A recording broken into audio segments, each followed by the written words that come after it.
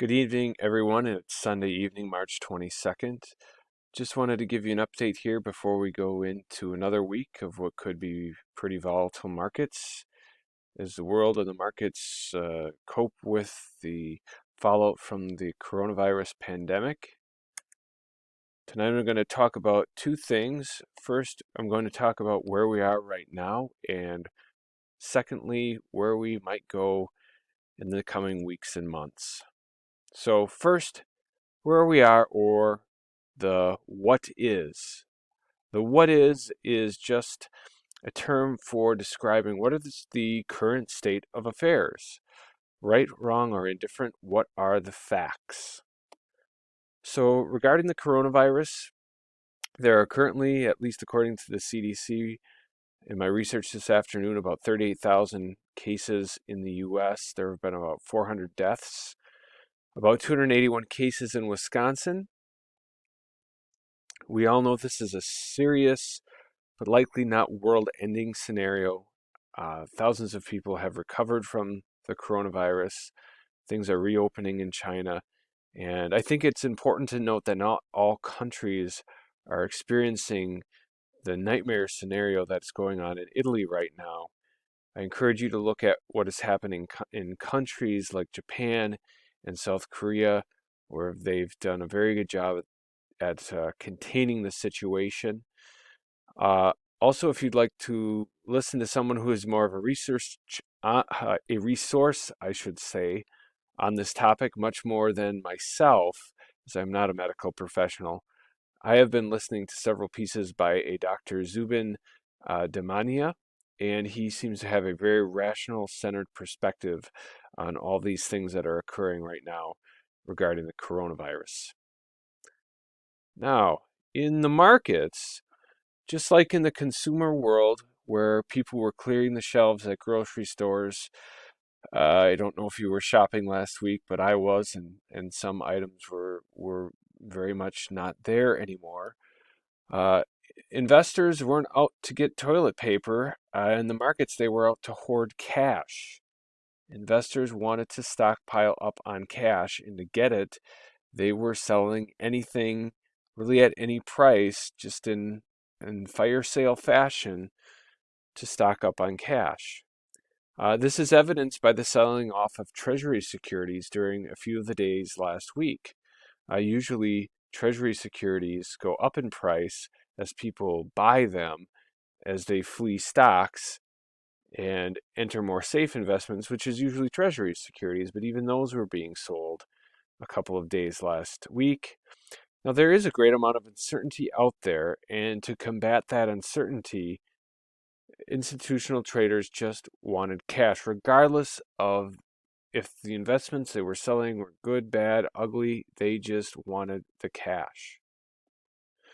Now, shutting down schools, businesses, etc., will have an effect on the economy, and that is all kind of the root of the uncertainty right now is what is going to be the fallout of all these protective measures. So, specifically, where are we at from a numbers perspective? Well, the S&P 500 index is down about 32% from its high earlier this year. The Russell 2000, which measures U.S. small companies, is down about 42%.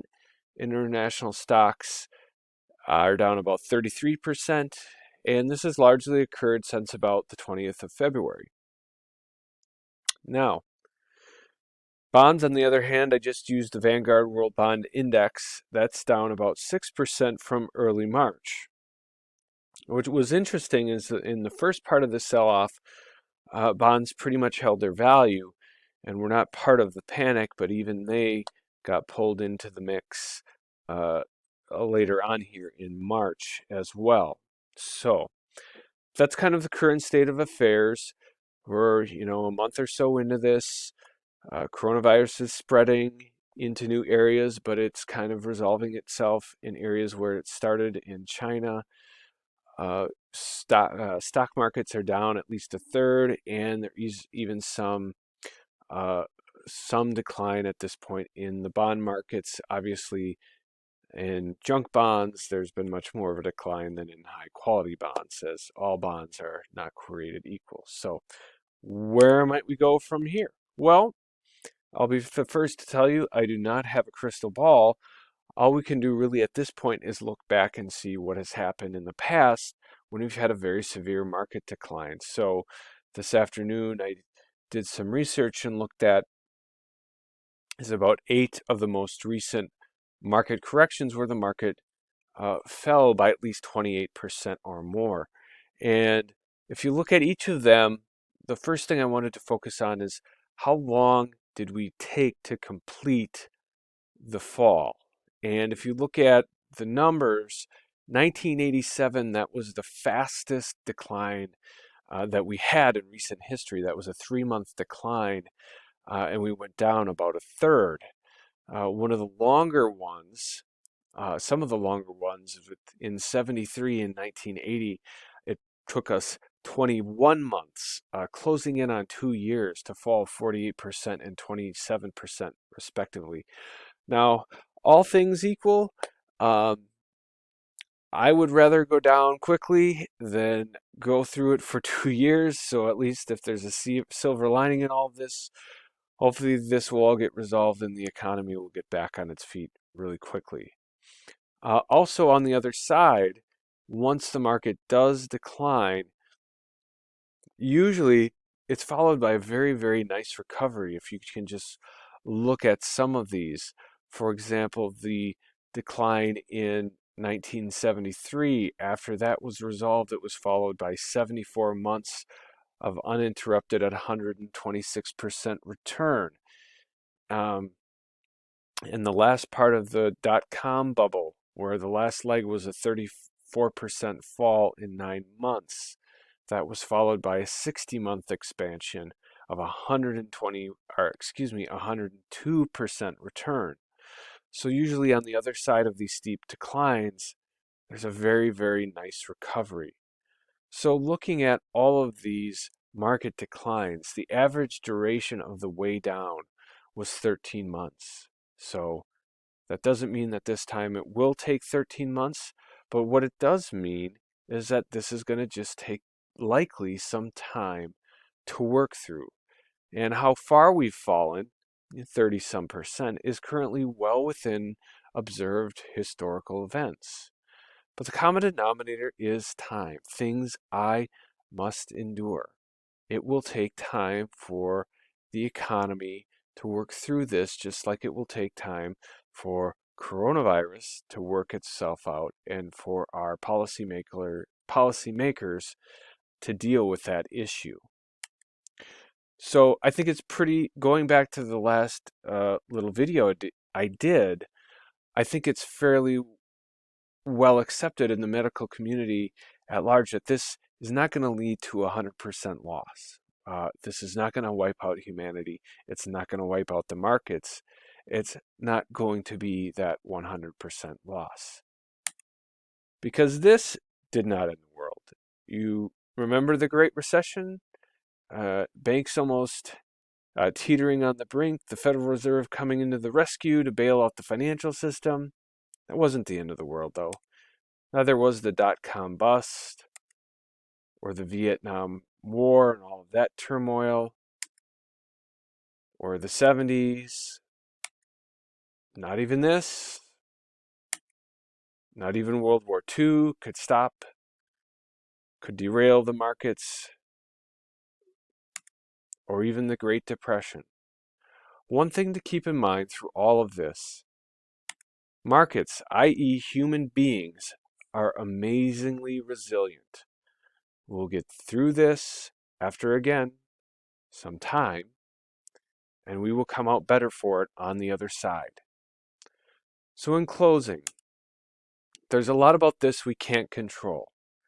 I or you cannot control the markets on the television. Now we can respond appropriately, but we can't control the stock market. We can't control coronavirus insofar as outside of our individual actions. Because we can't control our actions. We can be responsible. We can make good decisions with our investments. We can wash our hands.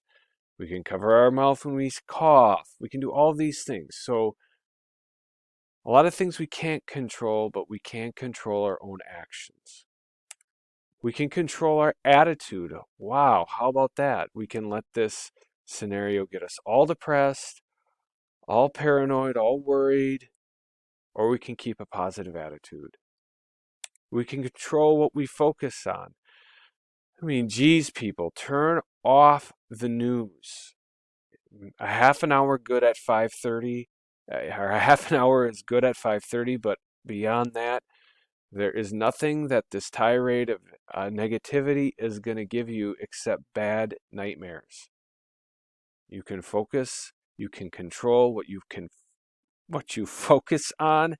Yeah. And lastly, we can control how we spend our time.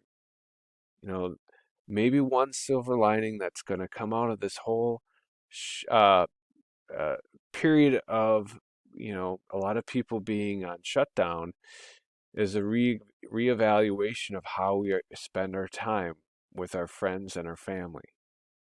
So we can control our actions, attitude, what we focus on, and our time. So in closing, I want everybody to have a great upcoming week. Next time I'll be on, I'll talk about things you can be doing right now in your portfolio that can make a positive impact going forward as we go through and eventually emerge from this coronavirus bear market.